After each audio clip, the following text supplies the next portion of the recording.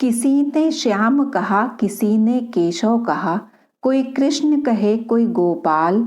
सबके प्यारे सबके लाडले, रास बिहारी मायापति माधव।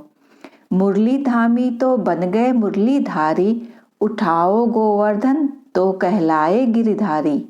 एक ऊर्जा एक श्री हरि, जिनके नाम पुकारे जन अनेक। राधे राधे दोस्तों, आप सभी का आपके अपने चैनल धर्म शक्ति में स्वागत है। श्री भगवान विष्णु जी के 8वें अवतार भगवान श्री कृष्ण जी ने जितनी लीलाएं की, उतनी लीलाएं किसी अन्य अवतार ने नहीं की हैं। भारत के अलग अलग राज्यों में इन्हें अलग अलग नामों से पुकारा जाता है। भगवान श्री कृष्ण की जन्म नगरी मथुरा में इन्हें गोविंद, गोपाल, कान्हा, कृष्ण कहा जाता है। तो राजस्थान में इनके नाम बदल जाते हैं। वहां कोई इन्हें ठाकुर जी तो कोई भाव से श्रीनाथ जी कहता है। मराठी नगरी महाराष्ट्र में विट्ठल जी महाराज कहलाए जाते हैं। उड़ीसा में श्री जगन्नाथ का संबोधन है और बंगाल में गोपाल जी के नाम से जाने जाते हैं। भारत के दक्षिण में गए तो लोगों के हृदय में वेंकटेश बन विराजित हुए। गुजरात में द्वारिकाधीश बन विराजित हुए। त्रिपुरा और असम में कृष्ण नाम पाया। यूं तो कण कण में भगवान श्री कृष्ण जी विराजित हैं, पर करोड़ों अरुणों की तरह उनके नाम और उनकी शक्ति भी असीमित है, अनंत है, अगोचर है, जिसे शब्दों में व्यक्त नहीं किया जा सकता, जिसे मंत्रों में भी नहीं बांधा जा सकता, जिसे शक्ति से रोका नहीं जा सकता, जिसे स्नेह से हृदय स्थल में जन्मांतर के लिए अपना बनाकर रखा जरूर जा सकता है।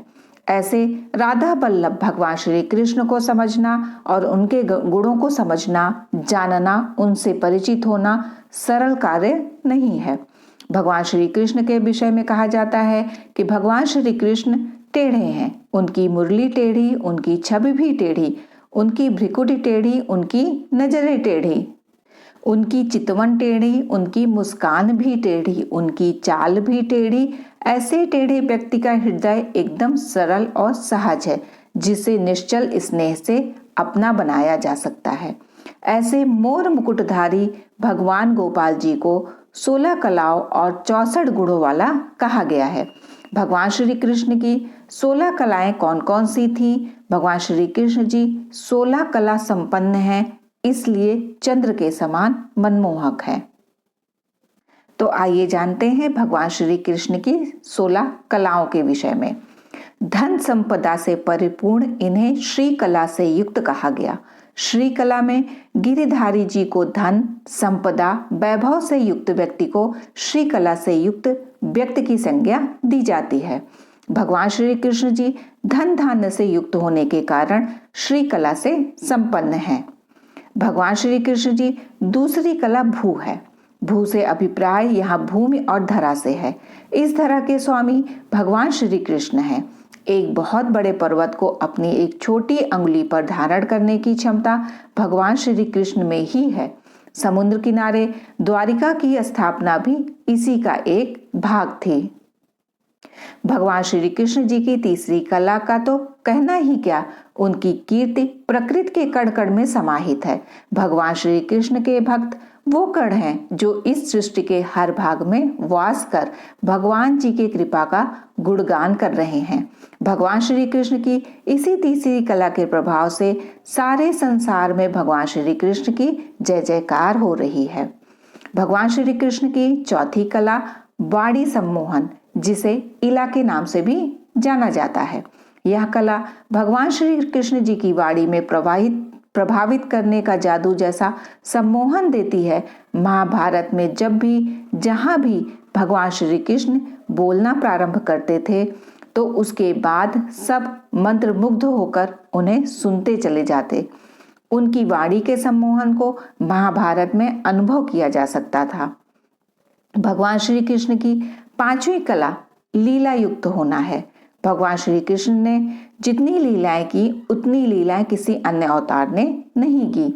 लीलाएं करने में भगवान श्री कृष्ण जी संपन्न हैं और उनके जीवन की लीलाएं आज सभी को प्रभावित करती हैं। विशेष रूप से उनके बालपन के जीवन की चरित्र लीलाएं। भगवान श्री कृष्ण जी छवि इतनी निराली है, मनमोहक है कि व्यक्ति अपनी सुध बुध खो देता है। उन्हें देखने के बाद कुछ और देखने की इच्छा बाकी नहीं रहती। भगवान कृष्ण जी के मुखमंडल की कांति अपनी ओर खींचने वाली है। दृष्टा अपना भूलकर भगवान श्री कृष्ण जी को देखने के बाद बार बार उन्हें देखता है। यही हमारे बांके बिहारी की कांति नामक कला है, जो चुम्बक की तरह अपनी ओर खींचने वाली है। भगवान श्री कृष्ण जी संगीत और कला के जानकार भी थे। राजनीति और कूटनीति के धुरंधर होने के साथ साथ वे बांसुरी वादन, गायन और नृत्य कला में भी पारंगत हैं। मंत्रमुग्ध कर देने वाली बांसुरी की धुन पर गोपियां, गोप, मित्र, सखा, जीव और जंतु, पशु सभी खींचे चले आते थे। उनकी संगीत के सभी दीवाने गौ तक उनकी बांसुरी की धुन को सुनने के लिए उत्साहित रहती थी। उनकी इसी कला का नाम विद्या है, जो गीत संगीत की जानकारी थी। विमल नाम की कला से युक्त थे। जो लोग मन से निर्मल होते हैं उनमें यह कला पाई जाती है। विमल नाम की कला भगवान श्री कृष्ण जी की है। भगवान श्री कृष्ण बिना किसी जाति पात, लिंग, रूप, धन धान्य और वर्ग के भेदभाव से परे होकर सबके स्नेह की आवाज पर दौड़े चले आते हैं। उनके लिए सब एक समान है। यही इस कला का काम है। सबको सरल भाव से अपना मानना। स्नेह संबंधों में वृद्धि का प्रयोग भगवान श्री कृष्ण बिल्कुल नहीं करते हैं। भगवान श्री कृष्ण की 9वीं कला उत्कर्षणी नाम की कला है। इस कला में दूसरों का मनोबल बढ़ाया जाता है। मन से हारे व्यक्ति को हिम्मत दी जाती है। जब अर्जुन ने अपनों के सम्मुख लड़ने से मना कर दिया था तो भगवान श्री कृष्ण ने अपनी इसी कला का प्रयोग किया। अर्जुन का मनोबल बढ़ाया और उसे धर्म की राह दिखाई। हारते हुए को हिम्मत देना उत्कर्षणी नाम की कला का कार्य है। इस कला में गिरधारी निपुण थे। समय समय पर उन्होंने इस कला के दर्शन कराए। भगवान श्री कृष्ण की 10वीं कला ज्ञान है। ज्ञान का अर्थ है कि जिसे समय पर विवेक शक्ति के साथ प्रयोग किया जाए। रिश्तों को बचाने और युद्ध को रोकने के लिए भगवान श्री कृष्ण ने अनेक प्रयास किए। शिशुपाल की 99 गलतियों को क्षमा किया। दुर्योधन को बार बार सद्बुद्धि देने का प्रयास किया। कर्ण को पांडवों के पक्ष में युद्ध लड़ने के लिए मनाया। परिस्थिति अनुसार भगवान श्री कृष्ण जी बांसुरी और सुदर्शन धारण का विवेक रखते हैं। उनके ज्ञान का विस्तार श्रीमद् भगवद गीता के ज्ञान के रूप में सुना जा सकता है। आकाश के विस्तार की तरह गोविंद का ज्ञान अनंत है, अथाह है। भगवान श्री कृष्ण की 11वीं कला क्रिया है। क्रिया से अभिप्राय कर्म से है। जबकि वो अपनी इच्छा मात्र से सब कार्य संपन्न कर सकते हैं, फिर भी वो चमत्कार ना करके कर्मवादी बनाते हैं। भगवान श्री कृष्ण जी भाग्यवादी नहीं बनाते, कर्म की प्रेरणा देते हैं। वो स्वयं भी कर्म करते हैं और दूसरों को भी कर्म का मार्ग दिखाते हैं। गीता का ज्ञान भी यही संदेश देता है। भगवान श्री कृष्ण जी की 12वीं कला योग है। योग का अर्थ है अपने मन को साधना, ध्यान और साधना के बल पर आत्म बल को उच्च करना। उनका एक नाम योगेश्वर भी है। योग के आधार पर वो अपने मुख्य में पूरा ब्रह्मांड दिखा सकते हैं। मन को पढ़ना भी उन्हें अपने योग के बल पर आता है। इसी कारण भगवान श्री कृष्ण जी को योग नामक 12वीं कला की भी जानकारी थी। 16 कलाओं में से भगवान श्री केशव जी की 13वीं कला प्रहवी है, जिसे सरल शब्दों में हम विनय के नाम से जानते हैं। ईश्वर होकर, सामर्थ्यवान होकर भी विनम्र बने रहना सरल नहीं है। यह गुण बड़े बड़े संकटों, महात्माओं और ऋषि मुनियों में नहीं होता है। ईश्वरत्व का गुण भूलकर सरल, विनम्र बने रहना कोई भगवान श्री कृष्ण जी से सीखे। सब कुछ स्वयं करने के बाद भी किसी बात का श्री वो स्वयं नहीं लेते हैं। यही उनकी विनम्रता है। श्री कृष्ण को 16 कलाओं से संपन्न बनाने वाली 14वीं कला सत्य का अनुसरण है। कड़वे से कड़वा सत्य बोलने में भगवान श्री कृष्ण जी घबराते नहीं हैं। शिशुपाल के सामने हो या अर्जुन के या फिर दुर्योधन की, वो साहस के साथ सत्य बोलते हैं। कई जगह वो द्रौपदी को सत्य से अवगत भी कराते हैं। बलराम जी को भी युद्ध में भागी न बनने पर कड़वा सत्य बोलकर उन्हें सत्य से परिचित कराते हैं।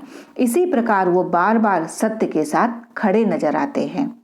भगवान श्री कृष्ण जी की 15वीं कला, इसका नाम ये, इस कला के अंतर्गत व्यक्ति का प्रभाव ही सब कुछ कर देता है।